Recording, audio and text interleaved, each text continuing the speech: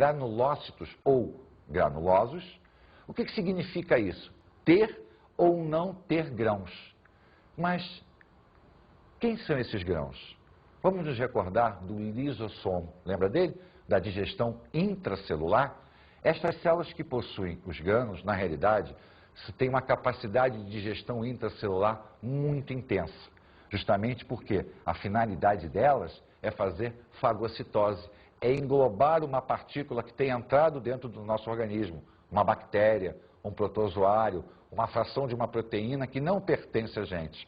Então elas vão fazer fagocitose, vão englobar essa partícula e vão digeri-las. Nós temos 3 grandes granulócitos: os neutrófilos, os eosinófilos ou acidófilos e os basófilos. O porquê da nomenclatura? Quando se olha uma gota de sangue ao microscópio, a única célula capaz de ser visível é a hemácia, porque ela é vermelha devido à presença da hemoglobina. Eles são brancos, daí leuco, que é branco. Ora, para que a gente possa visualizá-los, nós colocamos corantes. E cada um deles tem uma característica química da sua membrana plasmática em relação ao corante. Os neutrófilos são corados por corantes neutros. Os acidófilos ou eosinófilos por corantes ácidos. E o basófilo por corantes básicos. Mas por que ele tem 2 nomes? Porque o corante ácido que se usa se chama eosina. Daí, eosinófilo, afinidade pela eosina. A palavra filo significa afinidade. Então ele tem afinidade pelo neutro, ele tem afinidade pelo ácido ou pela eosina e ele tem afinidade pelo básico. Cada um deles responde por um processo de defesa. Quando existem grandes invasões bacterianas, um processo agudo, ele responde, ele ataca. Quando a nossa reação é uma reação alérgica por algum produto, ou nós estamos com uma infecção parasitária, um parasita intestinal, ele responde com ataque. E quando é uma infecção bacteriana crônica, ele responde pelo ataque. Então, cada um deles terá a sua quantidade aumentada dentro do nosso organismo, dependendo da nossa necessidade de defesa.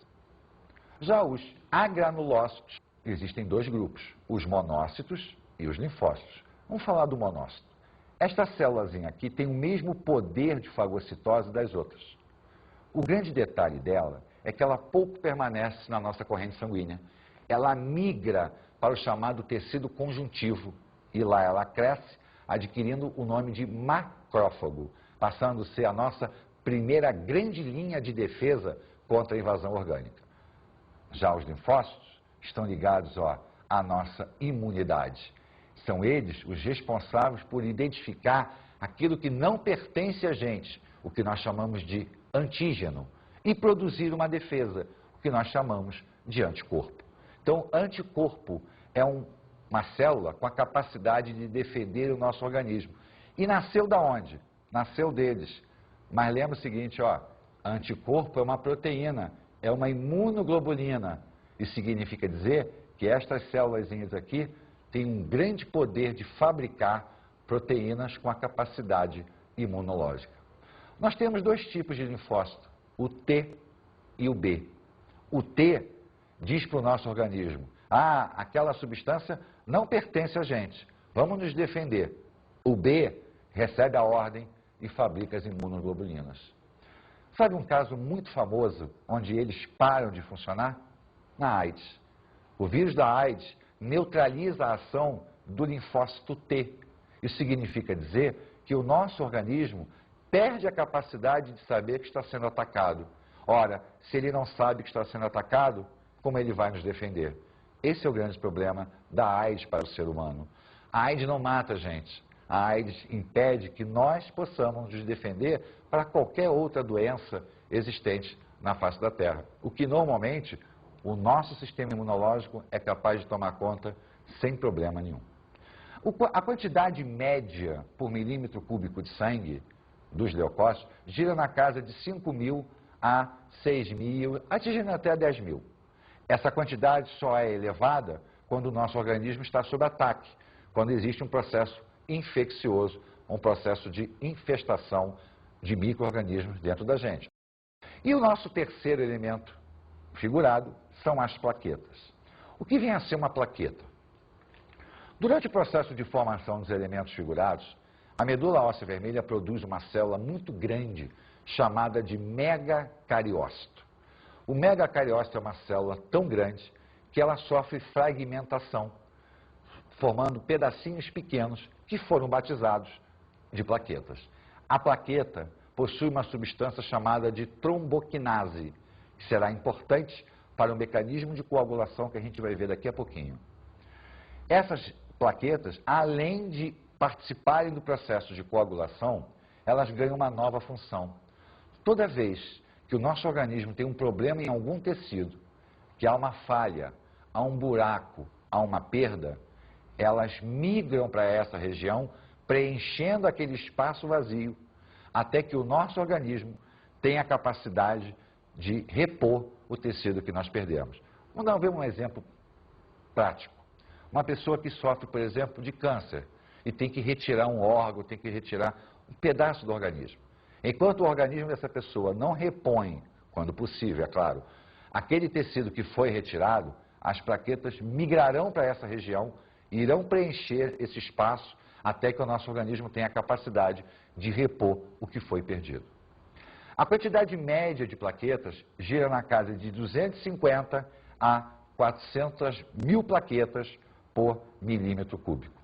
Então, se nós somarmos tudo isso aqui, nós temos aqui a média de 6 milhões, mais 6 mil, mais 400 mil. Então, um total por milímetro cúbico de sangue em torno de 6 milhões 406 mil elementos figurados.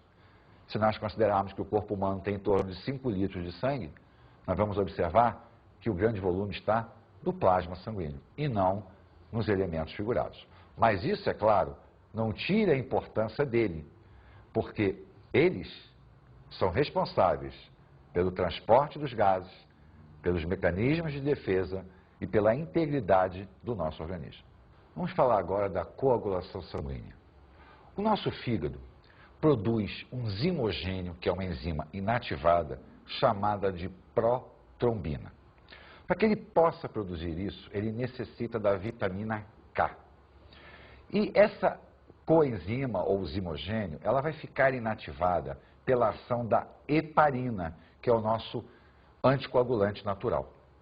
Por ocasião de uma lesão, as plaquetas liberam a tromboquinase, que vai inibir a ação da heparina, ou seja, ela vai permitir que a protrombina se transforme em trombina. Então, a tromboquinase, além de provocar a inibição da heparina, ela faz a transformação de protrombina em trombina.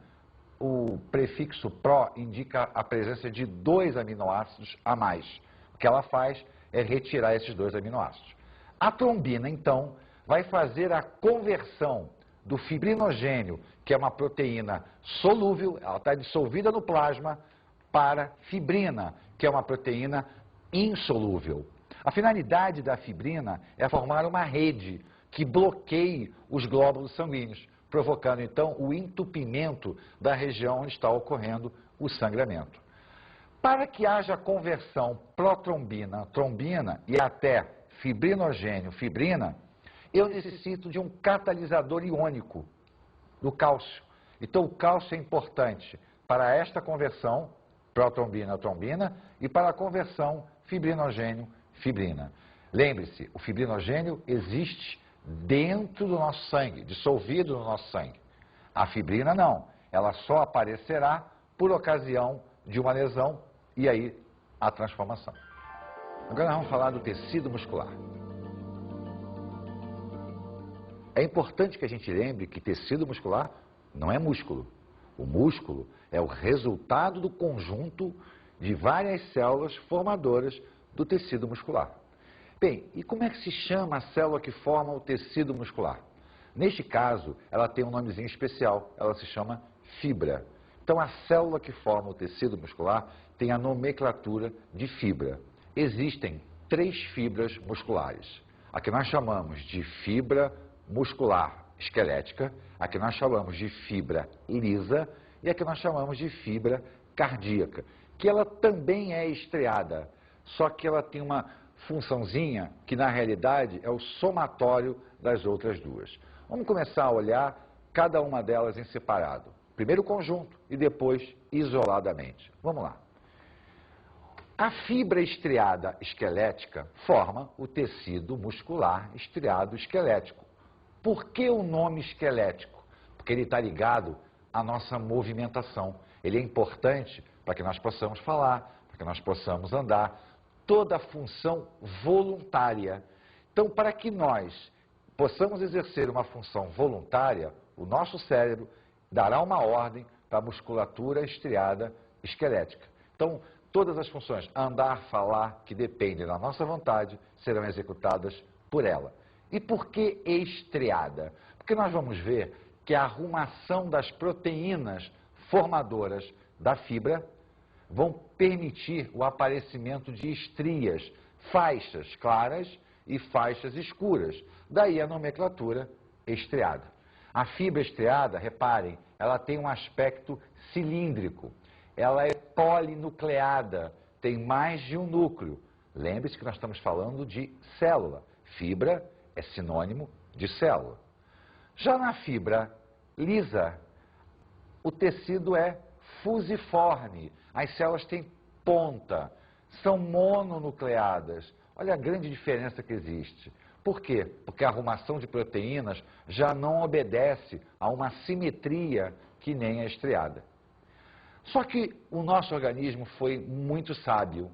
Ele pegou a capacidade da fibra estriada esquelética em se contrair de maneira rápida e juntou a uma característica da lisa, que é não depender do nosso cérebro. A estrutura lisa, ela independe da nossa vontade. Ela é formada, olha aqui, ó, ela forma o estômago, ela forma toda a área gastrointestinal, onde nós não pensamos para que ela funcione. O funcionamento é automático. A cardíaca, nós não podemos pensar. O nosso coração tem que funcionar de maneira automática, porém, de uma maneira rápida. Então, o que é a fibra estriada cardíaca? Ela ganha as características da estriada esquelética, uma simetria do processo proteico de contração, é mononucleada, quer dizer, cada fibra tem um núcleo, porém a ação dela é uma ação involuntária. Então, vamos dar uma recapitulada aqui, ó. Muscular estriada esquelética é cilíndrica, polinucleada, com uma simetria proteica, de ação voluntária e rápida.